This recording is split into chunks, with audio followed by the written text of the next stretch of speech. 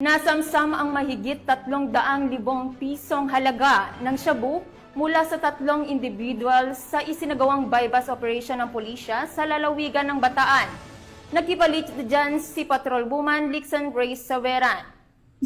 May operasyon laban sa iligal na droga ang isinagawa ng Orani Municipal Police Station sa sitio Kawayan, Barangay Tugatog, Orani, Bataan na nagresulta sa pagkakaaresto ng 3 lalaki, kabilang ang isang high-value individual. Ayon kay Police Colonel Marites A. Salvadora, Provincial Director ng Bataan Police Provincial Office, positibong nabilhan ng isang sachet ng hinihinalang shabu ng isang PNP posture buyer ang mga sospek gamit ang isang piraso ng 1,000 bilang marked money.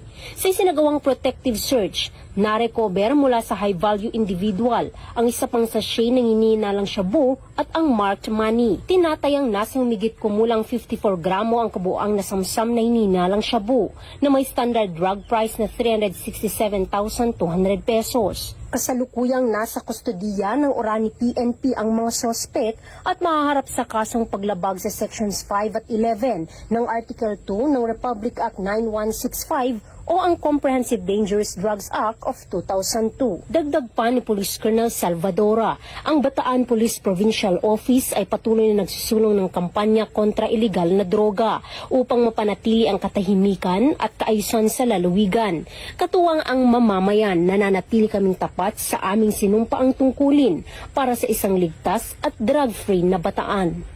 Mula dito sa gitnang Luzon, ako ang inyong PNN correspondent, Patrolwoman Lixan Reyes A. Saveran, alagad ng batas, tagataguyod ng Balitang Pulis.